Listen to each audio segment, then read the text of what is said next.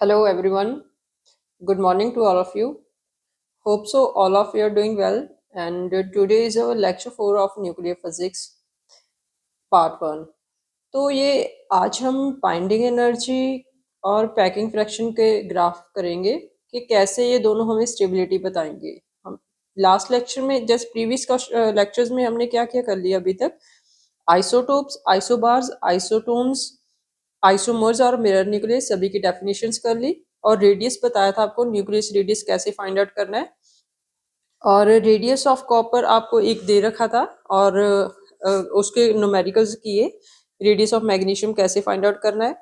ठीक है, तो और हमने किया था कि हमने जैसे कन्वर्जन्स बताई थी ना, इसकी एच कट सी की बताई थी, एच सी की वैल्यूज बताई थी, एम ई वी फर्मी में, वो तो आपको बाई हर्ट करने के लिए बोला था, स्क्रीनशॉट लेकर रख लीजिएगा और उसको बार बार रिवाइज करते रहिएगा।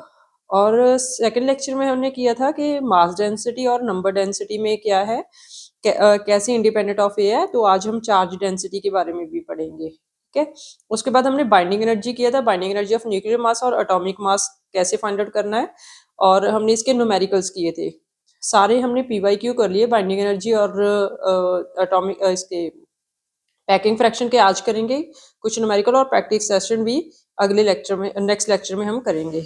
ओके, और उसके बाद आज का लेक्चर देखिएगा, बाइंडिंग एनर्जी कर्व करेंगे हम लोग। ठीक है, बाइंडिंग एनर्जी कर्व में देखिएगा, binding energy curve, binding energy आपको डेफिनेशंस बता चुके हैं हम लोग। बाइंडिंग एनर्जी पर न्यूक्लियन फिर से देख लीजिए कि जैसे बाइंडिंग एनर्जी ये यहाँ पे न्यूक्लियन, नंबर ऑफ न्यूक्लियंस आएगा और बाइंडिंग एनर्जी पर न्यूक्लियन इन एमईवी में होगा ये। ठीक है, तो यहाँ पे देखिए हमारी यहाँ पीक्स बनेगी, इसमें बाइंडिंग एनर्जी में कुछ ना कुछ हमारी पीक्स बनेगी। तो वो पीक्स देखिए क्या कैसे बनेंगी और क्यों, ऐसा क्यों ग्राफ बनाइए।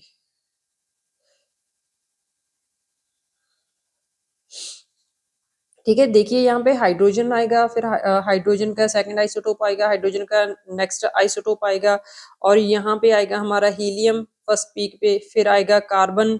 ठीक है, नेक्स्ट पीक है ऑक्सीजन, और नेक्स्ट पीक आएगी तो नेक्स्ट पीक पे आएगा हमारा नाइट्रोजन। ठीक है, और न्योन। ठीक है, न्योन 20, 16 और 12। और हाईएस्ट मैक्सिमम किसकी होगी, हमारी हमारी maximum binding energy per nucleon होगी आयरन 56 की, और उसके बाद डिक्रीज होने लगती है। इसके कारण भी बताएंगे कि पहले तो राइज होना शुरू हुआ बाइंडिंग एनर्जी पर न्यूक्लियन। किसी भी न्यूक्लियस को तोड़ने के लिए अगर बहुत ज्यादा स्टेबल है तो उसको तोड़ने के लिए हमें ज्यादा बाइंडिंग एनर्जी देनी पड़ेगी। ठीक है, बाइंडिंग एनर्जी पर न्यूक्लियन तो अप्रोक्सीमेटली कांस्टेंट ही रहेगी हमारी 8 MeV, बाइंडिंग एनर्जी इंक्रीज और डिक्रीज होगी। ठीक है, तो यहाँ पे देखिए यूरेनियम 235 की अप्रोक्सीमेटली 7.6 MeV होगी। ओके, तो यहाँ पे देखिए बाइंडिंग एनर्जी क्या क्या बताएगी हमें। पहले देखिए ऑलमोस्ट बाइंडिंग एनर्जी पर न्यूक्लियर ऑलमोस्ट हमारी 8 MeV होगी लाइटर न्यूक्लियर के अलावा। ठीक है, नेक्स्ट क्वेश्चन में देखिए कि नेक्स्ट इसका यहाँ से देखिए कि बाइंडिंग एनर्जी आयरन की आपकी कांस्टेंट रहेगी approximately 8.7 MeV per nucleon. Binding energy per nucleon बता रहे हैं ये हम। ठीक है, हैवी न्यूक्लियन के लिए बाइंडिंग एनर्जी पर न्यूक्लियन देखिए डिक्रीज होने लगी जैसे जैसे ए इंक्रीज होता गया, इंक्रीज बढ़ने लगा। तो यहाँ पे देखिए ए कितना हो गया हमारा 235, उसके लिए बाइंडिंग एनर्जी न्यूक्लियन धीरे धीरे करके डिक्रीज होने लगी। ऐसा क्यों होने लगा, जैसे जैसे हमारा जेड इंक्रीज होगा एटॉमिक नंबर इंक्रीज होगा, एटॉमिक नंबर इंक्रीज होगा। हमने पहले लेक्चर में बताया था कि जेड हमारा क्या बताएगा, number of protons, number of protons बताएगा। ठीक है, तो नंबर ऑफ प्रोटॉन्स जैसे जैसे जी इंक्रीज करेगा तो नंबर ऑफ प्रोटॉन्स भी इंक्रीज करेंगे। हमारी जो न्यूक्लियर फोर्स है ना, तो हम नेक्स्ट लेक्चर में करेंगे कि न्यूक्लियर फोर्स कैसे हमें बताएगी कि उसके फीचर्स क्या होते हैं। उसका एक फीचर है कि न्यूक्लियर न्यूक्लियन और प्रोटॉन प्रोटॉन सभी पे हमारी न्यूक्लियर फोर्स है एक जैसी लगेगी। ठीक है, तो वो इंडिपेंडेंट होगी कि हमारा चार्ज क्या होगा। ओके, तो जैसे जैसे प्रोटॉन और जी की वैल्यू बढ़ेगी और प्रोटॉन हमारा नंबर ऑफ प्रोटॉन से इंक्रीज करेंगे, तो किसी टाइम के आते समय यहाँ पे तो फिर जी की वैल्यू बहुत ज्यादा बढ़ गई, 92 हो गया हमारा। तो इतने ज्यादा प्रोटॉन बढ़ जाएंगे कि हमारा जो प्रोटॉन प्रोटॉन रिपल्शन है बहुत ज्यादा हो गई। तो प्रोटॉन प्रोटॉन इतने ज्यादा बढ़ गए कि प्रोटॉन प्रोटॉन रिपल्शन बढ़ गई, कूलम रिपल्शन बढ़ गई, कूलम रिपल्शंस, कूलम रिपल्शंस बढ़ गए। तो उससे क्या होगा, रिपल्शंस बढ़ने से क्या होगा, आपकी अनस्टेबल होगा, न्यूक्लियस आपका अनस्टेबल होगा तो उसका तोड़ना ईजी रहेगा, एनर्जी कम लगानी पड़ेगी उसको तोड़ने के लिए, तो बाइंडिंग एनर्जी हमारी यहाँ डिक्रीज होगी। पर इतनी भी डिक्रीज नहीं हो रही, देखिए ऐसे तो बहुत ज्यादा प्रोटॉन बढ़ने लगे, इतनी भी डिक्रीज नहीं हो रही, ठीक है। पर थोड़ी सी फ्लक्चुएशन आई, क्यों आई? क्योंकि नेचर में ना थोड़ी सी क्यों आई, ज्यादा फ्लक्चुएशन क्यों नहीं आई यहाँ पे? क्योंकि प्रोटॉन बहुत ज्यादा बढ़ने लगे। आप खुद से करिएगा, जैसे हमने लास्ट लेक्चर में बताया, फर्स्ट लेक्चर में बताया था कि एक्सजेड में नंबर ऑफ प्रोटॉन्स आपको जी बताएगा और नंबर ऑफ न्यूट्रॉन्स बताएगा ए माइनस जेड।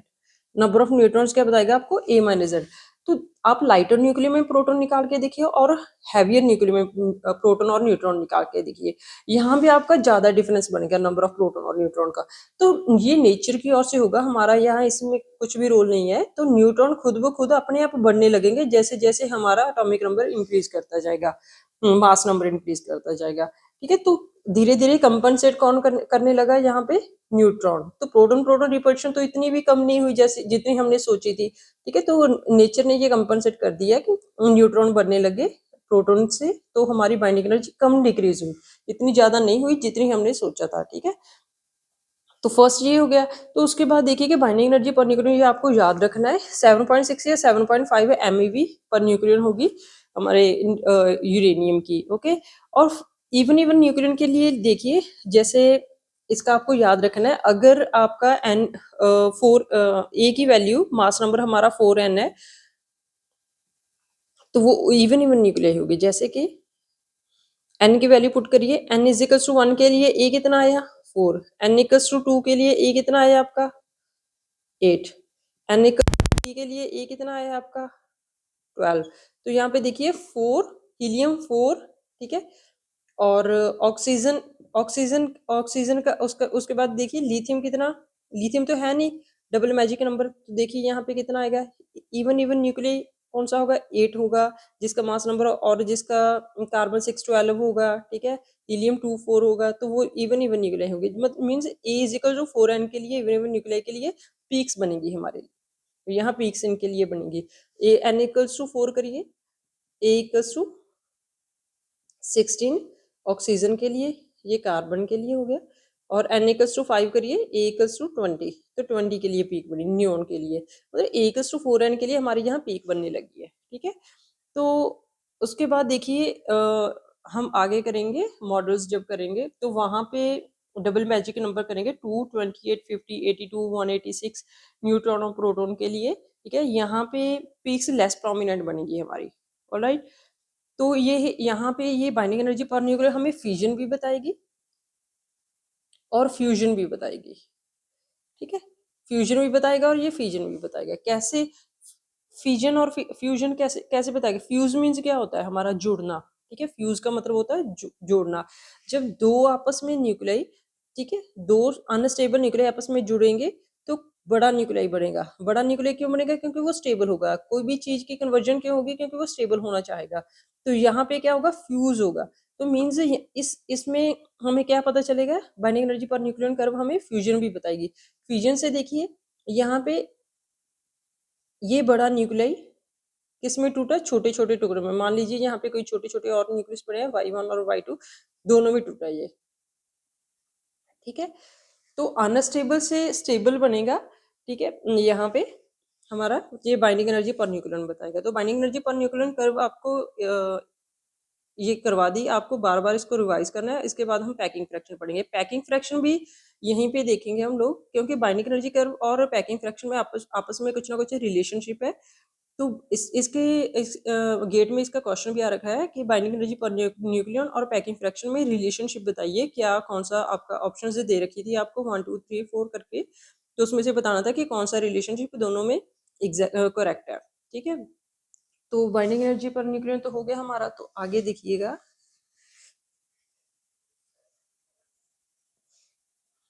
यहाँ पे देखिएगा पैकिंग फ्रैक्शन।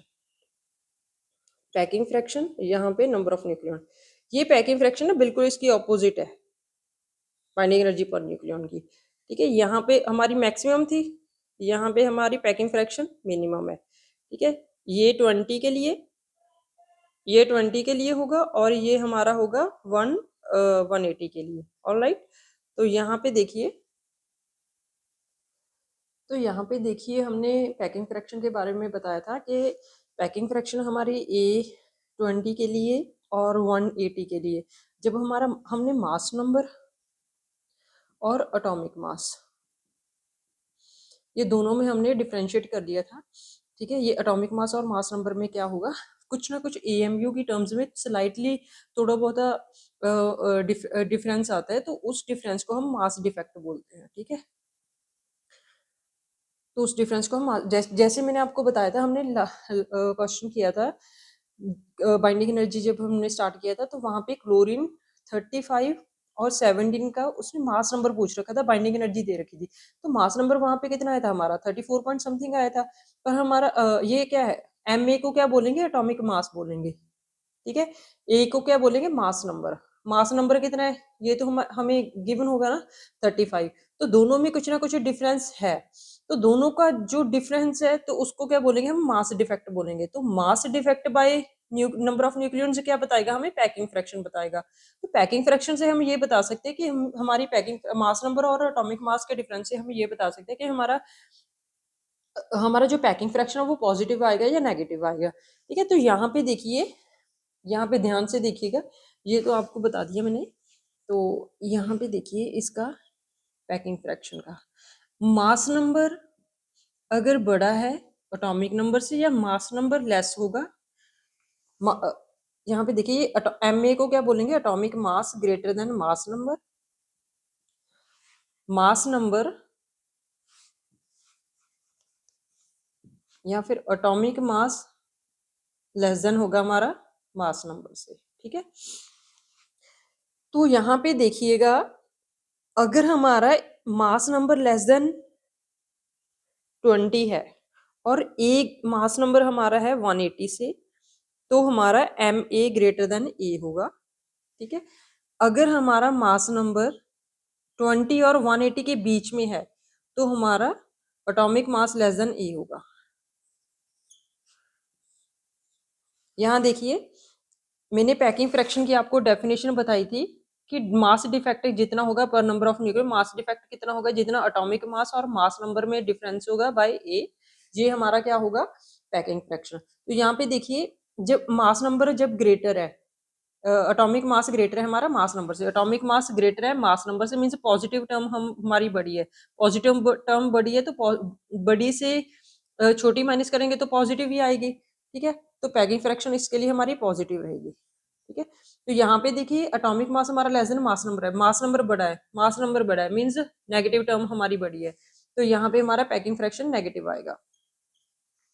अगर हमारा पैकिंग फ्रैक्शन यहाँ पे नेगेटिव आ रहा है, इसका मतलब देखिए, जैसे हमने लास्ट लेक्चर में क्वेश्चन किया था कि 1735 का बताइए, हमने मास नंबर निकाला था, इसका मास नंबर 34, एटॉमिक मास हमारा 34 पॉइंट समथिंग था, और मास नंबर हमारा आया, मास नंबर तो ये होगा ना 35, तो यहाँ पे ए ग्रेटर देन एम ए है हमारा, मीन्स एम ए हमारा लेस देन ए है, एम ए लेस देन ए है, तो पैकिंग फ्रैक्शन क्या होगी आपकी यहाँ पे, नेगेटिव होगी। तो आपको ये याद रखना है कि पैकिंग फ्रैक्शन किन न्यूक्लियाई के लिए पॉजिटिव होगी, किन के लिए नेगेटिव होगी। अगर मास नंबर हमारा लेस देन 20 और 180 है, और 180 से बड़ा है, 180 से बड़ा है, ठीक है, और 20 से लेस है, इनके लिए सभी के लिए देखिए पैकिंग फ्रैक्शन पॉजिटिव है ना, इसके लिए भी पैकिंग फ्रैक्शन पॉजिटिव है। 20 और 180 के बीच में जितने भी न्यूक्लियाई हैं, उनकी सारी पैकिंग फ्रैक्शन हमारी क्या है, नेगेटिव है। ठीक है, तो यहाँ पे ध्यान रखिएगा कि पैकिंग फ्रैक्शन हमारी पॉजिटिव कब होगी और नेगेटिव कब होगी। ऑलराइट, तो आगे हम क्वेश्चन करेंगे। यहाँ पे इसको थोड़ा सा और कर लीजिए simplify, M A divide by A minus 1 equals to F, तो M A divide by A is equals to F plus 1, तो एम मास नंबर कितना आया, A into F of plus 1। ठीक है, ये atomic mass, mass number into F plus 1, packing fraction plus 1, ये packing fraction का इसका रिलेशन हम बाइंडिंग एनर्जी में किया था, तो वहां पे आप देख लीजिएगा। तो आगे देखिए, तो हमने मास डेंसिटी नंबर डेंसिटी तो कर लिया था ना, मास डेंसिटी और नंबर डेंसिटी आपको बताया था कि इंडिपेंडेंट ऑफ ए होगा, मास डेंसिटी 10⁻17 kg पर मीटर क्यूब होगा, और हमारा नंबर डेंसिटी 10⁻44 न्यूक्लियंस पर मीटर क्यूब होगा। ठीक है, तो आगे देखिए हमारी चार्ज डेंसिटी बची थी, चार्ज डेंसिटी, तो चार्ज डेंसिटी में देखिएगा, चार्ज डेंसिटी क्या होगी अब हमारी, जैसे मास डेंसिटी क्या था, mass upon per unit volume, ठीक है। तो नंबर डेंसिटी में क्या था, number of nucleons per unit volume. तो चार्ज डेंसिटी में क्या होगा, charge of nucleons, charge of nucleons per unit volume, charge of nucleons per unit volume. Charge of nucleons बताइए कितना होगा, ZE upon 4/3 pi R cube, ठीक है। तो यहाँ पे ऊपर लेकर जाइए 3ZE upon 4 pi R cube की वैल्यू पुट करिए, R equals to R naught A raise to power 1/3 होगा। तो आर क्यूब कितना होगा, R naught cube into A. तो वैल्यू पुट करिए R naught cube into A. तो यहाँ पे ए पहले जैसे हमारे मास डेंसिटी और नंबर डेंसिटी में ए कैंसिल हो गया था, तो यहाँ पे जेड भी है और ए भी है, यहाँ पे कुछ कैंसिल नहीं हो रहा। इट मीन्स हमारी चार्ज डेंसिटी है ना, वो हमारी जेड बाय ए के प्रोपोर्शनल होगी, मतलब इस पे डिपेंड करेगी, ठीक है। अगर ए बढ़ेगा तो जेड इंक्रीज होगा, पर रहेगी हमारी चार्ज डेंसिटी कांस्टेंट। तो जेड और ए दोनों आपस में प्रोपोर्शनलिटी में इंक्रीज डिक्रीज करते रहेंगे, ठीक है। तो इसके बाद देखिए लाइटर न्यूक्लियर और हैवियर न्यूक्लियर। लाइटर न्यूक्लियर के लिए जैसे ए इक्वल्स टू अप्रोक्सीमेटली हम जैसे करते हैं ना, हाइड्रोजन का 1s2, ठीक है, हीलियम का 2 4 लगा लीजिए, लिथियम का करिए 3 6। तो यहाँ पे देखिए ए इक्वल्स टू 2Z होगा, ए की वैल्यू हमारी 2Z आई लाइटर न्यूक्लियर के लिए अप्रोक्सीमेटली। पर हैवियर न्यूक्लियर में क्या होगा हमारा, हैवियर न्यूक्लियर में Z बाय ए हमारा डिक्रीज होता जाएगा, क्योंकि हमारे यहाँ नंबर ऑफ प्रोटॉन्स और नंबर ऑफ न्यूट्रॉन्स ग्रेटर होते जाएंगे हैवियर न्यूक्लियर में। जैसे हमने लेक्चर के स्टार्टिंग में बताया था कि नंबर ऑफ न्यूट्रॉन्स नेचर की ओर से कंपनसेट करेंगे नंबर ऑफ प्रोटॉन्स को, क्योंकि प्रोटॉन प्रोटॉन में इतनी ज्यादा रिपल्शन हो जाएगी तो ऐसे ही अनस्टेबल हो जाएगा, तो हमारा न्यूक्लियस होगा ही नहीं, ठीक है। तो उसको कंपनसेट करने के लिए न्यूक्लियस की एग्जिस्टेंस के लिए, हैवी न्यूक्लियर की एग्जिस्टेंस के लिए नेचर ने कंपनसेट किया कि प्रोटॉन प्रोटॉन रिपल्शन को, नंबर ऑफ न्यूट्रॉन्स को बढ़ा दिया उसने, ठीक है। तो उसके बाद देखिए चार्ज डेंसिटी के क्वेश्चंस आ रखे हैं आपके, मास डेंसिटी और नंबर डेंसिटी के मैंने आपके क्वेश्चंस करवा दिए, ठीक है। तो चार्ज डेंसिटी और अभी चार्ज डेंसिटी के क्वेश्चन से देखिए, बहुत इजी क्वेश्चन है आपके, जस्ट आपको इंटीग्रेशन करनी है और कुछ नहीं है उसमें, ठीक है। तो चार्ज डेंसिटी देखिए आप लोग यहाँ पे, पहले ऐसे करिए, थोड़ा सा इजी क्वेश्चन करिए, पहले पहले फाइंड आउट करिए, क्वेश्चन लिखिए, find the mean square radius of a nucleus if charge density, उसने चार्ज डेंसिटी दे रखी है हमें, if charge density is rho of r equals to rho not constant, अगर r लेस देन r है और 0 है r ग्रेटर देन r के लिए। यहाँ पे स्मॉल r और कैपिटल R देखिए, कैपिटल R है हमारा रेडियस, रेडियस ऑफ न्यूक्लियस, जैसे हमने r equals to R naught A raise to power 1/3 किया था ना। तो यहाँ पे स्मॉल r है हमारा distance from centre of nucleus, from centre of nucleus. देखिएगा इसका मतलब क्या है, यहाँ पे हम फिक्स्ड बाउंड्री नहीं बनाएंगे स्फेरिकल सिमेट्री न्यूक्लियस की, क्योंकि हमें नहीं पता कि उसकी चार्ज डेंसिटी कहाँ तक फैल रखी है, ठीक है। तो हमने डॉटर लाइन से बनाया, तो मान लीजिए आर इसका है, यहाँ पे कैपिटल आर है, तो हमारा रेडियस होगा न्यूक्लियस का। तो स्मॉल आर अगर, तो हमारा स्मॉल आर लेस है, मान लीजिए यहाँ पे स्मॉल आर है, ठीक है ना, न्यूक्लियस के रेडियस से सेंटर से लेकर, ठीक है, जहां तक इसका डिस्टेंस बनेगा, मान लीजिए यहाँ तक स्मॉल आर बना हमारा, तो यहाँ पे तो हमारी डेंसिटी उसने रो नोट दे रखी है। पर जब आर हमारा बड़ा हो जाएगा कैपिटल आर से, तो यहाँ पे चार्ज डेंसिटी नहीं होगी, हमारी चार्ज डेंसिटी 0 बता रखी है। तो यहाँ पे हमें चार्ज डेंसिटी कांस्टेंट दे रखी है ना, तो यहाँ पे हमें mean square radius find out करना है, मीन स्क्वायर रेडियस न्यूक्लियस का। पीछे से चलिएगा, रेडियस का स्क्वायर करिए, रेडियस का स्क्वायर करिए, स्मॉल आर से डिनोट कर दे, चलो रेडियस का स्क्वायर करिए, फिर उसका मीन करिए, ठीक है। ये हमने फाइंड आउट करना है।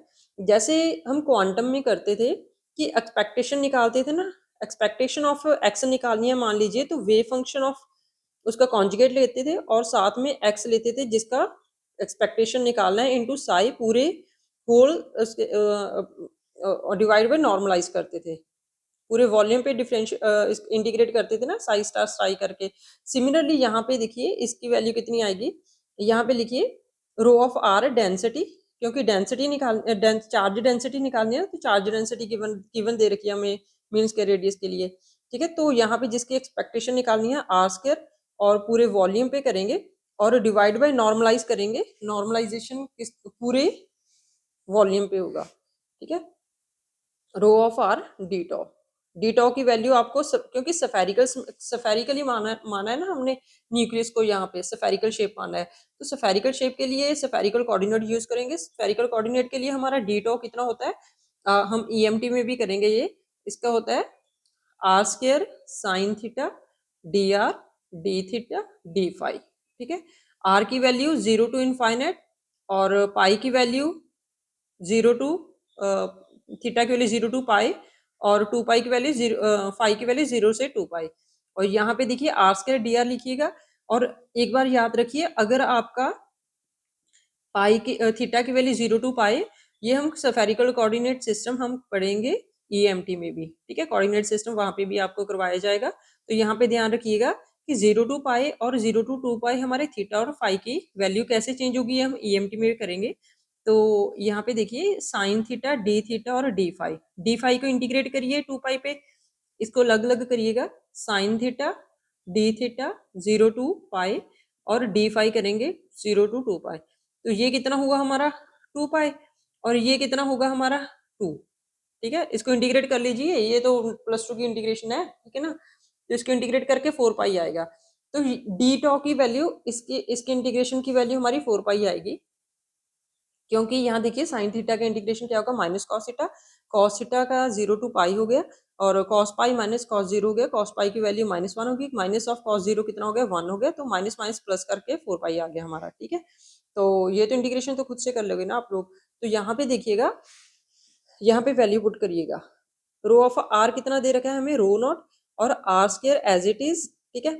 उसके बाद डी टॉ की वैल्यू पुट करिए, are square sine theta D R D theta D phi, और सिमिलरली इसके लिए करिए, रो ऑफ आर कितना दे रखा है, rho naught R square, D tau की वैल्यू पुट करिए, are square sine theta D R D theta D phi, ठीक है।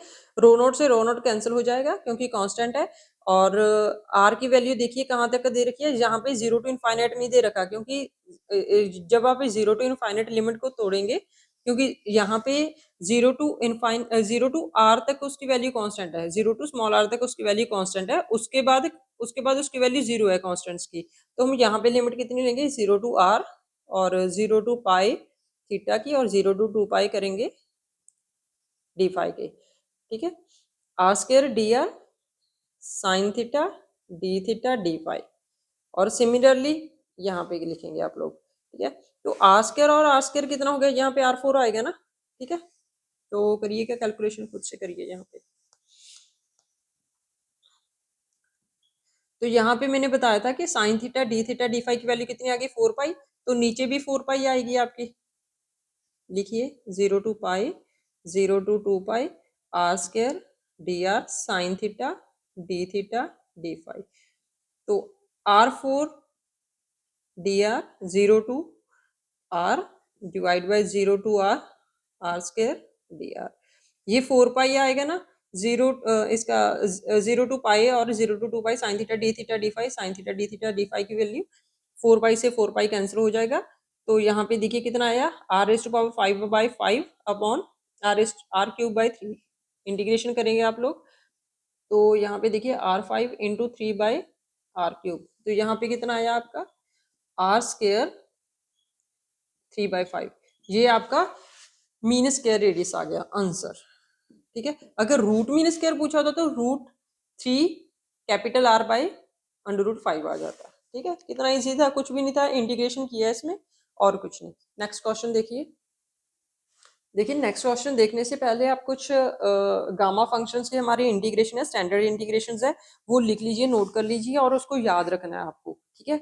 तो यहाँ पे फर्स्ट इंटीग्रेशन लिखिए 0 टू इनफाइनाइट e⁻⁻x⁴n−1 dx, ये तो गामा फंक्शन होगा हमारा, गामा n, और इसकी वैल्यू क्या होगी n-1 फैक्टोरियल। यहाँ पे लिख लीजिए गामा एन प्लस वन कितनी एन गामा एन होती है, या फिर इसको एन फैक्टोरियल लिख सकते हो। अगर एन गामा एन निकालना है तो एन माइनस वन फैक्टोरियल करेंगे। ये गामा फंक्शन का डेफिनेशन है।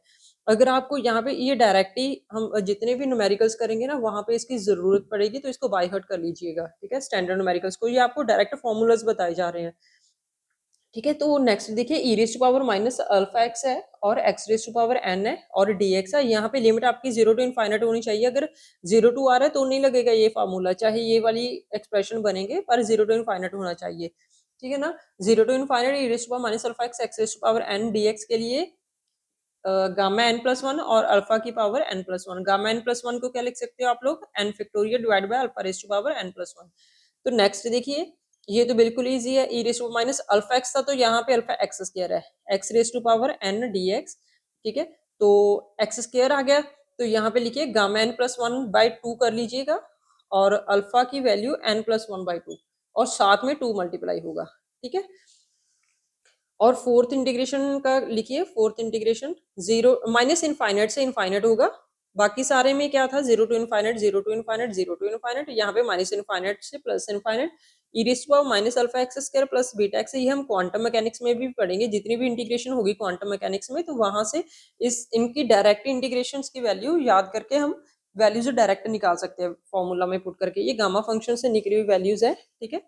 तो e raise to power minus alpha x square plus beta x, इसकी वैल्यू कितनी होगी, under root pi by alpha exponential beta square by four alpha, beta square by four alpha. ये value आपको याद रखनी है, बाय हार्ट करनी है। अभी एक न्यूमेरिकल करिए तो उस न्यूमेरिकल की वैल्यू हम चार्ज प्रीवियस ईयर में आ रखा है, वो चार्ज डेंसिटी के बेसिस पे है। एक चार्ज डेंसिटी का हमने क्वेश्चन कर लिया, 3 क्वेश्चन करेंगे हम चार्ज डेंसिटी से रिलेटेड। अभी सेकंड क्वेश्चन है, पहले तो सिर्फ इंटीग्रेशन से रिलेटेड था और सेकंड वाला भी इंटीग्रेशन से रिलेटेड है। थोड़ा सा आपको वहां पे लिमिट्स का ध्यान रखना है कि लिमिट्स कितनी लेनी है, ठीक है। तो ये याद रखिएगा इसको, ठीक है। तो नेक्स्ट क्वेश्चन लिखिएगा आप लोग। ये क्वेश्चन देखिए प्रीवियस ईयर में आ चुका है। जैसे हमने पहले root mean square radius find out किया था तो यहाँ पे भी root mean square radius find out करेंगे। तो रो ऑफ और पहले हमें कांस्टेंट दे रखा था, रो नॉट कांस्टेंट था, तो यहाँ पे हमारा रो जो चार्ज डेंसिटी है वो डिपेंड कर रही है आर पे, मतलब वो कांस्टेंट नहीं है, ठीक है। तो यहाँ पे जैसे पहले भी कांस्टेंट बता रखा था कि आर कांस्टेंट होगा चार्ज डेंसिटी हमारा जब आर लेस देन आर होगा। तो आर लेस देन आर के लिए मीन्स हमारा रेडियस कितने से कितने जाएगा, जीरो टू आर तक ही हमें चार्ज डेंसिटी मिलेगी ना, वहां उसके बाद तो चार्ज डेंसिटी नहीं मिलेगी। उसके बाद अगर आर टू इन्फिनिटी लिखेंगे तो आर टू इन्फिनिटी के लिए तो जीरो दे रखा था, आर ग्रेटर देन आर के लिए, r greater than r means r to infinity हो गया ना, तो वहां पे तो हमें जीरो दे रखा था। इस क्वेश्चन में हमें क्या ध्यान रखना है, बस बाकी सेम है, लिमिट्स थोड़ा सा समझ लीजिए, खुद से करिएगा आप लोग ये क्वेश्चन। इस क्वेश्चन में यही है कि रो ऑफ आर आपको दे रखा है, वो डिपेंड कर रहा है आर पे, ठीक है। तो जैसे जैसे आर बढ़ेगा तो वैसे वैसे हमारा चार्ज डेंसिटी भी बढ़ेगा, मतलब चार्ज डेंसिटी पे इंक्रीज और डिक्रीज होगा एक्सपोनेंशियली, ठीक है।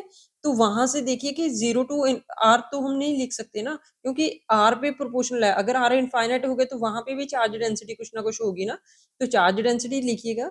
तो यहाँ से हम जीरो टू आर नहीं लेंगे, वहां यहाँ पे हमने जीरो टू इनफाइनाइट ही लिमिट रखनी है आर की, ठीक है। ये आपको ध्यान रखना है लिमिट्स का। बस अभी क्या था, रूट मीन्स के रेडियस देखिए, पहले रेडियस लिखिए, रेडियस का स्क्वायर करिए, फिर उसका मीन लीजिए और उसका रूट लीजिए, ठीक है। ये वैल्यू निकालनी है हमने, ठीक है। पहले हमने एक्सपेक्टेशन की वैल्यू लिखिए खुद से, zero to infinite, zero to pi और zero to two pi are square,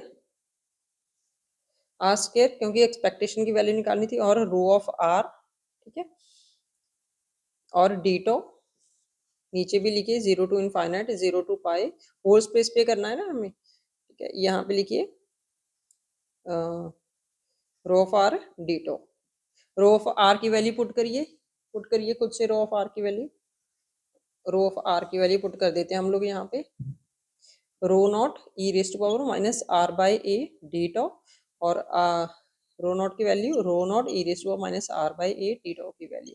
आप लोग नेक्स्ट स्टेप से करिए, वहीं पे रीज मत करना। तो यहाँ पे हम बोर्ड पे करवा रहे हैं तो इरेज कर दिया, ठीक है। तो रो नोट है हमारा, ये तो कैंसिल हो गया हमारा रो नोट से रो नोट, क्योंकि ये तो कांस्टेंट है, ठीक है। अभी डीटो देखिए, डी टॉ की वैल्यू हमने बताया था कि r square sine theta D R D theta D phi होगी, तो आर स्क्वायर तो ये तो यहाँ पे आएगा ही आएगा हमारा। डी टॉ की वैल्यू पुट करेंगे आप लोग यहाँ पे, r square sine theta D R D theta D phi, और यहाँ पे भी आर स्क्वायर की वैल्यू पुट करिए, are square sine theta D R D theta D phi. ठीक है, और साइन थीटा डी थीटा और डी फाई की वैल्यू आपको कब बताई थी, 0 टू पाई और 0 टू 2 पाई होगा, तो हमारा कितना होगा, ये हमारा 4 पाई होगा। तो 4 पाई लिखिए साइन थीटा डी फाई की जगह, ये D R as it is आ जाएगा, और यहाँ पे 4 पाई लिखिए, 4 पाई से 4 पाई कैंसिल हो गया हमारा। ठीक है, तो बचा कौन सा, तो बची ये टर्म। अभी लास्ट में देखिए क्या करवाया था हमने, हमने एक आपको वो न्यूमेरिकल का इंटीग्रेशन का डायरेक्ट फॉर्मूला बताया था, अगर 0 टू इनफाइनाइट हो तो यहाँ पे लिमिट भी हट जाएगी ना, 0 टू पाई और 0 टू 2 पाई की। ठीक है, तो यहाँ पे देखिए e raise to power minus alpha X into X raise to power N D X की वैल्यू कितनी थी, gamma N plus one upon alpha raise to power N plus one, या फिर गामा एन प्लस वन को क्या लिख सकते हैं, n factorial upon alpha raise to power N plus one. तो यहाँ पे देखिए इसमें कितना हो गया, आर रेस टू पावर 4 कर दीजिए यहाँ पे, यहीं पे r raise to power 4 d r, r raise to power 4 d r, यहाँ पे आर स्क्वायर डी आर। यहाँ पे एन की वैल्यू देखिए मैच करिए कितना है, x raise to power N है, आर रेस टू पावर 4 है, मीन्स एन की वैल्यू 4 है यहाँ पे, और यहाँ पे एन की वैल्यू कितनी है, 2 है। ठीक है, और अल्फा की वैल्यू कितनी है, e raise to power minus alpha X है ना, एक्स कितना है हमारा, डी एक्स, आर है, आर है, तो अल्फा की वैल्यू कितनी होगी, 1/a, तो यहाँ पे भी अल्फा की वैल्यू 1/, तो वैल्यूज पुट करिए, गामा एन प्लस वन यानी कि एन फैक्टोरियल कितना है हमारा, 4 फैक्टोरियल अपॉन, ठीक है, alpha raise to power N plus one, 1/a की वैल्यू एन प्लस वन करिए, 4 प्लस वन अपॉन इसका कितना आएगा, 2 factorial upon 1/a n plus one करिए, 2 प्लस वन 3। ठीक है, तो 4 फैक्टोरियल अपॉन 1/a की पावर 5 इंटू 1/a की पावर 3 अपॉन 2 फैक्टोरियल, इसको सॉल्व करिए खुद से,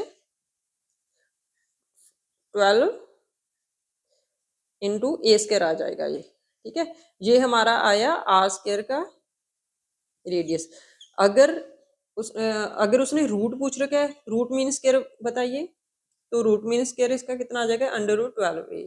ये आपका क्वेश्चन हो गया। ठीक है, ये इंपॉर्टेंट क्वेश्चन है। आरएमएस के हमने 2 क्वेश्चन कर लिए, अभी हम एक फॉर्म फैक्टर का क्वेश्चन करेंगे जो गेट 2013 में आ रखा है, इंपॉर्टेंट है, उसके बाद पूछा नहीं पर पूछ सकता है। ठीक है, फॉर्म फैक्टर क्या होता है ये बताएंगे, और फॉर्म फैक्टर कैसे फाइंड आउट करेंगे। ठीक है, और चार्ज डेंसिटी फॉर्म फैक्टर का मतलब देखिए पहले क्या होगा। तो ये क्वेश्चन देखिए आप, गेट 2013 में आ रखा है आपका क्वेश्चन फॉर्म फैक्टर का। तो फॉर्म फैक्टर में ये देखिए क्वेश्चन में क्या बोल रखा है, the EM form electromagnetic form factor F of Q square, form factor को किससे डिनोट किया उसने, एफ ऑफ क्यू स्क्वायर। ये ऑफ न्यूक्लियस, न्यूक्लियस का फॉर्म फैक्टर उसने दे रखा है कि exponential raise to power minus Q square upon 2 Q square दे रखा है, और फूरियर ट्रांसफॉर्म का फॉर्म फैक्टर उसने ये भी दे रखा है, और ये देखिए ये गिवन है हमें, ये क्वेश्चन में गिवन है। तो उसके साथ ही उसने क्वेश्चन में ये वैल्यू भी गिवन दे रखी है कि जहां पे भी ये फंक्शन बनेगा, ये वैल्यू बनेगी, तो वहां पे आपको 1 पुट करना है। ठीक है, तो इस क्वेश्चन में देखिएगा, ये आपको F of Q form factor की डेफिनेशन देखिए पहले क्या होगी। फॉर्म फैक्टर एक्चुअल में होता क्या है, form factor is a Fourier transform of charge density. जैसे हम एक्स का डिस्प्लेसमेंट करते, एक्स का फूरियर ट्रांसफॉर्म लेते थे तो मोमेंटम स्पेस में चले जाते थे, जब पोजीशन स्पेस, जब मोमेंटम स्पेस का हम फूरियर ट्रांसफॉर्म लेते थे तो हम पोजीशन स्पेस में चले जाते, तो पोजीशन चेंज करने के लिए, स्पेस चेंज करने के लिए हम फूरियर ट्रांसफॉर्म की हेल्प लेते हैं ना। तो एक स्पेस से सेकंड स्पेस के जाने के लिए हम फूरियर ट्रांसफॉर्म का यूज करेंगे। ठीक है, यहाँ पे देखिए एक स्पेस है फॉर्म फैक्टर, ठीक है, उसका जब हम फूरियर ट्रांसफॉर्म लेंगे तो हमें उसके चार्ज डेंसिटी मिलेगी। ठीक है, चार्ज डेंसिटी मिलेगी, तो यहाँ पे देखिएगा मीन्स हमें अगर हमें फॉर्म फैक्टर पता कर लिया ना तो हमें चार्ज डेंसिटी पता चल जाएगी। एक्चुअली में हमने यहाँ पे चार्ज डेंसिटी ही फाइंड आउट करना चाह रहे हैं हम यहाँ पे। ठीक है, तो देखिए यहाँ पे फॉर्म फैक्टर गिवन दे रखा है, तो ये value F of Q square F of Q square दोनों साइड इक्वल है, इट मींस उनका लेफ्ट हैंड साइड इक्वल है तो राइट हैंड साइड भी इक्वल होगा, तो राइट हैंड साइड को दोनों को इक्वल रखिएगा। तो ये क्या है हमारा exponential minus alpha minus x square है, तो इसकी एक्सपेंशन लगाइएगा e raise to power minus x की। हम मैथमेटिक्स में करेंगे कि जितनी भी एक्सपेंशन है साइन एक्स कॉस एक्स की, लॉगरिथम की, e raise to power plus X की, e raise to power minus x की, और साइन हाइपरबोलिक और कॉस हाइपरबोलिक सभी की एक्सपेंशंस करेंगे हम लोग मैथमेटिकल फिजिक्स में। आपको बतौर उसका एक चार्ट बनाया जाएगा, तो आपको उसको याद करते रहना, ठीक है, उस एक्सपेंशंस को। तो यहाँ पे दो एक्सपेंशंस है देखिएगा, ई रेज़ टू पावर जब एक्सपोनेंशियल्स की माइनस एक्स में एक्सपेंशन करेंगे तो 1 minus x plus x square by 2 factorial होगा। तो देखिए 1 से स्टार्ट होगा, फिर ऑल्टरनेटिव में साइन चलेगा plus minus plus minus plus minus. X की वैल्यू यहाँ पे 0 है, वह 1 है, और 2 है, यहाँ पे 0 फैक्टोरियल कितना हो गया 1, और 1 फैक्टोरियल बाई 1 फैक्टोरियल, ठीक है, और बाई 2 फैक्टोरियल 3 फैक्टोरियल, ऐसे करके जाती रहेगी वैल्यू। साइन एक्स का एक्सपेंशन देखिए, ठीक है, साइन एक्स का एक्सपेंशन कैसे करोगे आप लोग, तो एक्स से स्टार्ट होगा, ये ऑड से स्टार्ट होगा, ऐसे याद रखिएगा जैसे साइन एक्स हमारा ऑड फंक्शन है तो एक्स की ऑड वैल्यू से स्टार्ट होगा, सभी एक्स की यहाँ पे ऑड वैल्यूज आएंगी, क्योंकि साइन एक्स के और ऑड फंक्शन है तो हम ऑल्टरनेटिव साइन लेंगे, plus minus plus minus plus minus करके 1 3 5 1 1 by 1 factorial x raise to power q by 3 factorial 5 by 5 factorial, ये आपकी एक्सपेंशन होगी। ऑलराइट, दोनों में वैल्यू दोनों की इक्वल रखिए, फर्स्ट एंड टू को, इसको और इसको दोनों की इक्वल रखिए, क्योंकि हमें राइट हैंड साइड इक्वल दे रखी है और लेफ्ट हैंड साइड इक्वल होगी। और देखिए minus Q square by 2 Q square equals to 4 pi by Q 0 to infinite r of D R rho of r sine q r. यहाँ पे देखिए last question में जैसे ही करेंगे यहाँ पे हम लोग, तो इसकी इसकी एक्सपेंशन करिए आप लोग। यहाँ पे लिख देते हैं हम 1 माइनस एक्स कितना है हमारा Q square by 2 Q square, x square कितना है Q square by 2 Q square का स्क्वायर 1 बाई 2 फैक्टोरियल आ गया, ठीक है। तो साइन क्यू आर का एक्सपेंशन लिखिए, Q R x minus Q R 4 का क्यूब बाई 3 फैक्टोरियल माइनस आगे जाता रहेगा, ठीक है। तो यहाँ पे देखिए दोनों को मल्टीप्लाई करिए, क्यू आर को इस टर्म में मल्टीप्लाई करिए और क्यू आर क्यूब को इस टर्म को खोलिए, खुद से खोलिएगा आप लोग। तो यहाँ पे कितना आया 4 pi by Q 0 to infinite, ठीक है, R of D R rho R into Q R minus of 4 pi by Q 0 to infinite, ठीक है, R of D R rho of R और Q cube R cube by 3 factorial, ठीक है। यहाँ पे कितनी आएगी 1 minus Q square by 2 Q square. यहाँ पे देखिए इसको मल्टीप्लाई करोगे तो क्यू 4 आ जाएगा, पर यहाँ पे तो हमारा क्यू, चल लिख लीजिए आगे, आपको कंफ्यूजन क्रिएट होने से बच जाओगे, ठीक है। यहाँ पे दिख नहीं रहा आपको,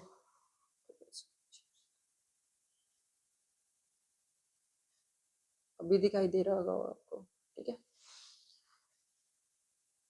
तो इस यहाँ पे देखिए दोनों को, यहाँ पे क्यू से क्यू कैंसिल हो गया, ये वाला क्यू और ये वाला क्यू कैंसिल हो गया, ठीक है, और ये वाला आर यहाँ पे आर स्क्वायर हो गया, ठीक है। ये 4 पाई को हम क्या लिख सकते हैं, हमने बताया था, ये 4 पाई को क्या लिखोगे आप लोग 0 टू पाई और 0 टू 2 पाई, ठीक है, sine theta D phi, sine theta D phi, ये हो गया आपका। यहाँ पे देखिए डी क्यूब आर, ये डी क्यूब आर किसको बोलेंगे, d cube r D tau को ही बोलते हैं, ठीक है। तो वैल्यू कितनी दे रखी है आपको, rho of are d cube r की वैल्यू 1 दे रखी है, means rho of r r square sine theta D R sine theta D R D theta और डी फाई की वैल्यू आपको 1 दे रखी है, इट मीन्स ये सब की वैल्यू 1 गिवन है, ठीक है। यहां से देखिए इसकी वैल्यू 1 आ गई आपकी, यहाँ पे 1 पुट करिए इसको, ये हमारा 1 हो गया सारा, ये हमारा 1 हो गया, ठीक है। और बची ये टर्म, यहाँ पे देखिए एक क्यू से एक क्यू कैंसिल हो गया, यहाँ पे 2 बचा, और ये 3 था, यहाँ पे 3 और एक आर यहाँ था, तो 4 आर हो गया हमारा, आर डिस्ट पावर 4 हो गया। तो 3 फैक्टोरियल था, 3 फैक्टोरियल कितना होगा 3 इंटू 2 इंटू 1, तो 6 हो गया हमारा। और 4 पाई से देखिए हम लोग क्या करेंगे, 4 पाई को 0 टू पाई सेम करेंगे, 4 पाई की वैल्यू यहाँ पे लिखिए, 4 पाई की value r square sine theta D phi की वैल्यू कितनी होगी, साइन थीटा डी फाई की वैल्यू कितनी होगी, यहाँ पे लिखिए जैसे 0 टू पाई और 0 टू 2 पाई की value sine theta D phi की वैल्यू कितनी होती है 4 पाई। तो 4 पाई यहाँ पे जो था ना, यहाँ पे 4 पाई था, तो 4 पाई की जगह आप लोग ये वैल्यू पुट करिए, ये वाली, ठीक है, ये वाली वैल्यू पुट करिए आप लोग। तो 0 to pi 0 to 2 pi sine theta D phi आ गया आपका, ठीक है। तो यहाँ पे देखिए एक आर स्क्वायर, दोनों को ऐसे लिख सकते हैं ना, आर रेज टू पावर 4 को r square into r square लिख सकते हो, कुछ दिक्कत तो नहीं है ना। तो यहाँ पे लिखिए r square into r square यहाँ पे लिख लीजिए और आर स्क्वायर यहाँ पे लिख लीजिए, ठीक है। और ये जो डी आर था तो यहाँ पे लिख लीजिए, ठीक है ना। और ये जो 0 टू इनफाइनाइट था, कुछ दिक्कत तो नहीं है ना, हम एक साथ टर्म को एक साथ कर रहे हैं, ठीक है। तो यहाँ पे वैल्यू देखिए और रो ऑफ आर को इसके साथ लिख लीजिए, ठीक है। इसकी वैल्यू देखिए कितनी दे रखी है, 0 to infinite 0 to pi 0 to 2 pi are square sine theta D theta D phi into rho of are की वैल्यू क्या दे रखी है हमें 1। तो ये वाली टर्म भी कितनी होगी आपके पास 1 होगी। तो बचा क्या, r square q square by 6, ठीक है। यहाँ पे इसको 1 कर दीजिए, ये 1 हो गया हमारा, ठीक है। तो इसको भी डिलीट कर दीजिए। तो आपके पास क्या टर्म बची यहाँ पे 1 माइनस 1/6 आर स्क्वायर इंटू साथ में क्यू स्क्वायर भी था ना हमारा, क्यू स्क्वायर था ना, क्यू स्क्वायर, ठीक है। तो एक साथ टर्म को कर लीजिए, यहाँ पे क्या बचा हमारे पास 1 minus r square q square by 6। तो 1 से ये 1 कैंसिल हो गया और दोनों साइड क्यू स्क्वायर है, तो क्यू स्क्वायर को क्यू स्क्वायर से कंपेयर करिएगा। तो क्यू स्क्वायर का कॉफिशिएंट यहाँ पे कितना है -1/2 क्यू स्क्वायर, यहाँ पे लिख लीजिए, और minus r square q square by 6। Q square से क्यू स्क्वायर कैंसिल हो गया और 2 3 ज़ा 6 आ गया। तो यहाँ पे कितना है, माइनस है, माइनस कैंसिल हो गया आपका, दिख रहा है ना आपको, हाँ, ठीक है। तो यहाँ पे गया 3/क्यू square equals to R square आ गया, ठीक है। तो आर की वैल्यू कितनी आएगी यहाँ पे √3/क्यू, ये हमारा चार्ज आर की वैल्यू आ गई। उसने पूछा यही था ना, तो ये गेट का क्वेश्चन है, इंपॉर्टेंट क्वेश्चन है, ठीक है। कुछ नहीं है इसमें, सिर्फ कैलकुलेशन है, आपको एक्सपेंशन पता होनी चाहिए। एक्सपेंशन के बाद जो गिवन दे रखा है उसकी टर्म में लेकर आने की कोशिश करिए क्वेश्चन को आपको। जैसे हमने d³ r rho of r 1 दे रखा था, तो कैसे हमने 4 पाई को 0 टू पाई 0 टू 2 पाई करके साइन थीटा डी फाई को 4 पाई लिख दिया और उसकी वैल्यू 1 की हमने पुट की। सिर्फ दो आपको कंसेप्ट यहाँ पे रखने हैं, एक तो आपको एक्सपेंशन आनी चाहिए और फॉर्मूला को इसमें कन्वर्ट करना आना चाहिए, ठीक है। इसमें कन्वर्ट करने के बाद आपको सिर्फ कंपेयर ही करना है, कंपेयर करके आपके पास आर की वैल्यू आ जाएगी, ऑलराइट। तो इस क्वेश्चन में देखिए, यूज अनसर्टेनिटी प्रिंसिपल, ठीक है, relation to estimate the kinetic energy of a nucleon. हमने काइनेटिक एनर्जी ऑफ इलेक्ट्रॉन भी बताया आपको, काइनेटिक एनर्जी ऑफ न्यूक्लियन भी बताया, कब हमने रिलेटिविस्टिक यूज करना है, कब हमने नॉन रिलेटिविस्टिक यूज करना है। अनसर्टेनिटी प्रिंसिपल हम इसके पार्ट 2 में भी किया और उसके क्वेश्चंस भी लगाएंगे। और आप ये देखिए अनसर्टेनिटी प्रिंसिपल रिलेशन क्या बोलता है कि delta x into delta p x equals to h cut होगा, ठीक है। हमने क्या बताना है इसका, इसने क्या पूछ रखा है, kinetic energy of nucleon. Kinetic energy के लिए, न्यूक्लियन के लिए हम क्या, हमने लास्ट लेक्चर में किया था कि न्यूक्लियन का काइनेटिक एनर्जी वो उसके रेस्ट मास एनर्जी से बहुत कम होगा, तो नॉन रिलेटिविस्टिक यूज करेंगे न्यूक्लियन की काइनेटिक एनर्जी निकालने के लिए, दैट इज p²/2m। अगर हमें p² पता चल गया तो हम काइनेटिक एनर्जी फाइंड आउट कर सकते हैं। तो p² यहाँ पे फाइंड आउट कर सकते हैं ना। तो यहाँ पे देखिए delta p equals to h cut by delta x, ठीक है।